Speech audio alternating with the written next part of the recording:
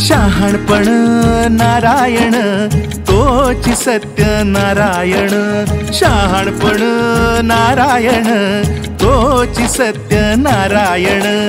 एका शहाणपणा वीण, एका शहाणपणा वीण जीवनात दाणा दाण।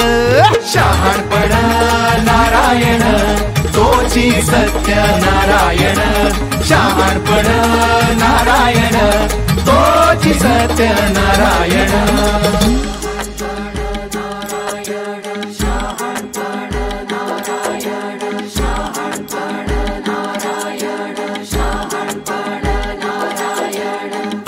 शहाणपण वरदान तीच सोनियाची खाण, शहाणपण वरदान तीच सोनियाची खाण। एका शहाणपणा वीण, एका शहाणपणा वीण जीवनात दाणा दाण। शहाणपण नारायण तोची सत्य नारायण, शहाणपण नारायण तोची सत्य नारायण, शहाणपण नारायण तोची सत्य नारायण।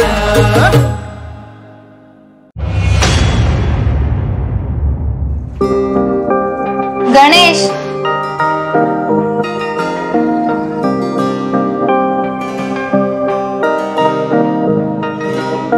काय सिन्सिअर लोक, काय चाललंय? बिझी दिसताय. मला तर शाळेत आल्यासारखं वाटतंय. एवढी सिन्सिअरिटी दाखवून तुम्हाला कोणी अवॉर्ड देणार आहे का? सरांचा मूड खराब आहे सकाळपासून. रोजच आहे. तुझे नोट्स काढून झाले? हे काय आता काढणार? अरे तुला सकाळीच द्यायला सांगितले होते ना. अरे चिल यार, काही कसली आहे?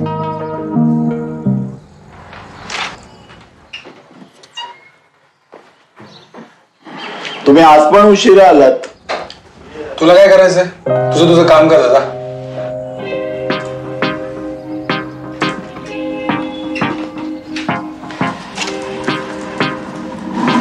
गणेश, प्रिंट आउट येतील बघ, तेवढं सरांना नेऊन दे. हो देतो.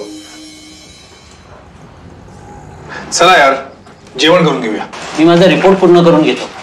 अरे काय यार, कामावर रोजचीच पडले. तू इकडे, तुला गंमत दाखवतो. इकडे. कुठली गंमत?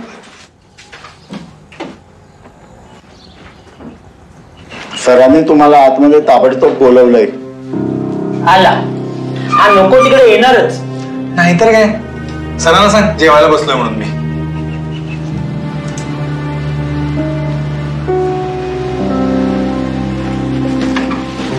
बिंदास आहे का तू? बिंदास एकदम.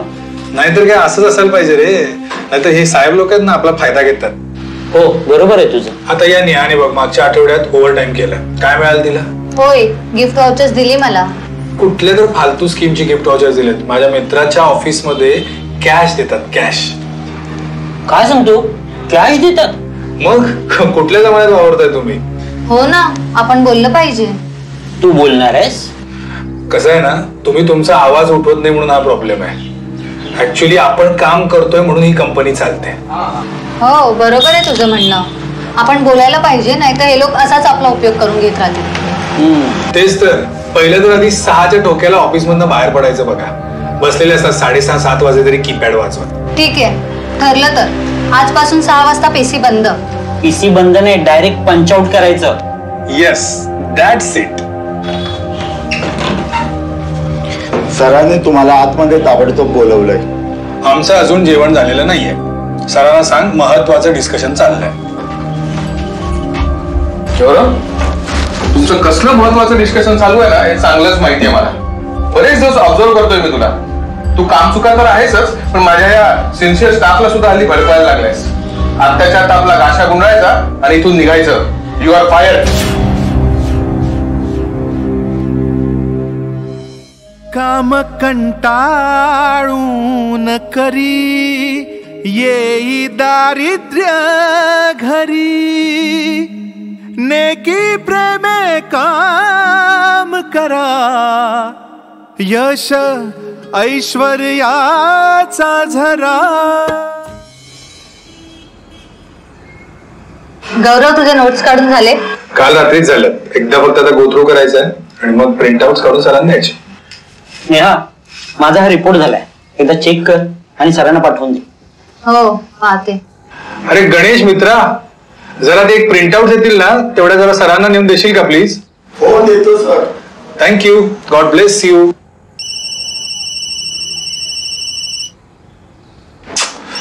अरे यांना किती वेळेला सांगितलं ऑफिस टाइम मध्ये फोन करत जाऊ नका, एवढं पण कळत नाही यांना. हे कालच्या एपिसोड बद्दल सांग ना जरा मला. का टीव्ही नाही बघितलास? अगं नाही ग, काल भरपूर पाहुणे होते. मी काय म्हणतो, या गप्पा आपण लंच टाइम मध्ये नाही का मारू शकत? ओ सॉरी, विसरूनच गेलो होतो की ऑफिस आवर्स मध्ये कामाशिवाय दुसरं काही नाही बोललं पाहिजे. राईट. ऑफिस आवर्स मध्ये आपण फक्त कामावरती कॉन्सन्ट्रेट केलं पाहिजे. हो, आणि तू तर लंच टाइम मध्ये सुद्धा कामाविषयीच बोलतोस. वेल, कसं आहे ना, हा माझा स्वभाव आहे. मला माझ्या कामामध्ये 100% द्यायचं असतं. आणि तसं पण आपल्याला कंपनी पगार काय गप्पा मारायला देत नाही ना. हो, बरोबर आहे तुझं म्हणणं. आणि तुझ्यामुळे आम्हालाही कामाचा हुरूपच येतोय. आणि तुझ्या कामाचं डेडिकेशन बघून आम्हाला आमच्या चुका कळल्या. खरंच हॅट्स ऑफ आहे तुझ्या dedication. Yes yes, it's very true. I am very proud of you Gaurav. तू मेहनती तर आहेस, हुशार पण आहेस. आणि तुझ्या या निष्ठेमुळे आपल्या कंपनीला एक एक्सपोर्टची ऑर्डर मिळाली आहे. त्यामुळे आपलं टर्नओव्हर दुप्पट होणार आहे. Oh wow sir, that's a really great news. आणि माझं एक ऑब्झर्वेशन आहे, तू हल्ली या सगळ्यांना मदत करतोस आणि या सगळ्यांसाठी एक इन्स्पिरेशन बनलायस. म्हणूनच कंपनी करून तुला एक अप्रिशिएशन म्हणून हे गिफ्ट पावतेस. Thank you sir. निष्ठा. आपण जेव्हा कामावर आपली निष्ठा ठेवतो तेव्हा खऱ्या अर्थाने आपली प्रगती होते, आपल्या कंपनीची प्रगती होते आणि शेवटी देशाची प्रगती होते. आता मला एक महत्त्वाचा मुद्दा सांगायचा आहे की आपण जेव्हा कुठलीही गोष्ट मार्केटमध्ये जाऊन घेतो तेव्हा आपल्याला काय पाहिजे असतं? बेस्ट प्रॉडक्ट आणि बेस्ट सर्व्हिस पाहिजे असतं की नाही, आणि लो कॉस्ट. 3 गोष्टी पाहिजे असतात आपल्याला. मग आपल्याकडनं सुद्धा लोक तीच अपेक्षा करणार ना. म्हणून आपण जे समाजाकडनं अपेक्षा करतो तोच समाज आपल्याकडनं अपेक्षा करतो, हे लक्षात ठेवायचं. म्हणून आपण आपलं जे काम आहे ना, निष्ठेने, प्रेमाने आणि चांगल्या रीतीने करणं, प्रामाणिकपणे करणं हे खूप गरजेचं आहे. पहिली गोष्ट एक लक्षात ठेवा की आपण जे काम करतो ते फक्त कंपनीसाठी काम करत नाही, म्हणजे पगार मिळण्यासाठी काम करत नाही.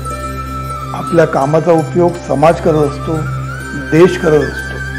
म्हणून आपण देशासाठी काम करतो हा विचार आपल्या मनात कायम पाहिजे.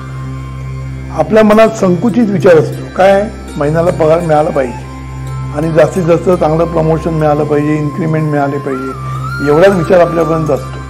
पण तसं नसतं. आपण जे प्रत्येक काम करतो त्या कामाचा संबंध समाजासाठी आणि देशासाठी असतो, हे लक्षात ठेवलं पाहिजे.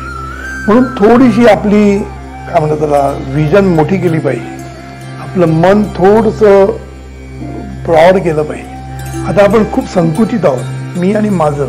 त्याच्याऐवजी आपण जे काही काम करतो त्यांनी देशाची प्रगती होणार, त्याच्यामुळे राष्ट्राचं हित जपलेलं आहे याचा नेहमी विचार करायचा. आणि विचार नुसता करायचा नाही, ते खरं पण आहे, लक्षात ठेवायचं. म्हणून प्रत्येक काम करताना त्या कामाचा संबंध आपल्या समाजाशी आहे, त्याचा परिणाम आपल्या कंपनीवर होणार आहे, आपल्या समाजावर होणार आहे आणि आपल्या राष्ट्रावर पण होणार आहे. हे कधीही विसरता कामा नये.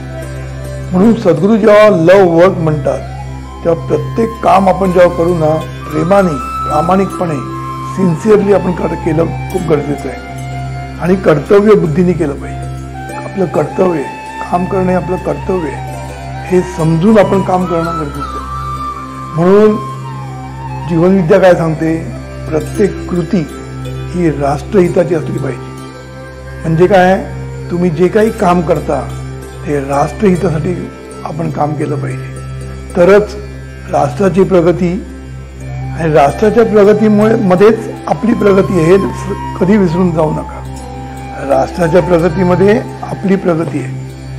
म्हणून निष्ठेने काम करणं याला खूप मी महत्त्व देतो. मध्ये मी एकीकडे वाचलं होतं की जगामध्ये 70% लोकांना आपल्या कामातून आनंद मिळत नाही, त्यांना काम आपलं आवडत नाही. म्हणजे तुम्ही विचार करा, जगामध्ये जर 70% लोक असतील तर आपल्या देशात किती असतील?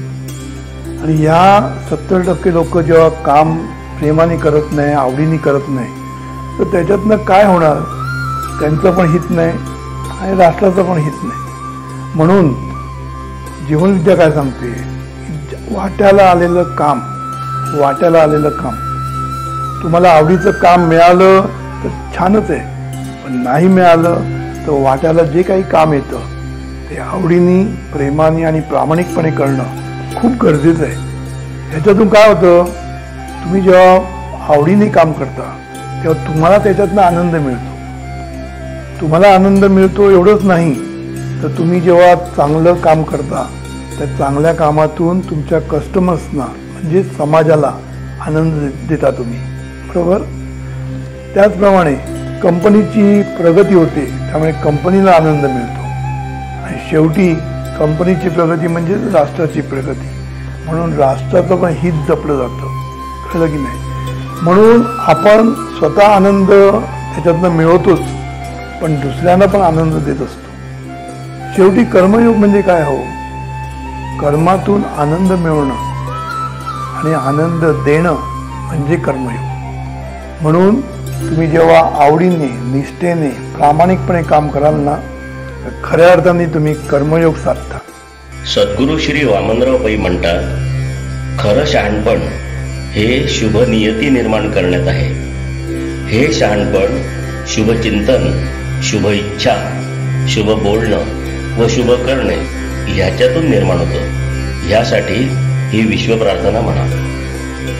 ईश्वरा सर्वांना चांगली बुद्धी दे, आरोग्य दे, सर्वांना सुखात आनंदात ऐश्वर्यात ठेव. सर्वांचं भलं कर, कल्याण कर, रक्षण कर आणि तुझे गोड नाम मुखात अखंड राहू दे. सद्गुरुनाथ महाराज की जय. ही विश्व प्रार्थना दिवसभरात रिकामपणे व रात्री झोपताना झोप येईपर्यंत म्हणा व आपल्या जीवनात यश, सुख, आरोग्य व ऐश्वर्याची प्रचिती घ्या.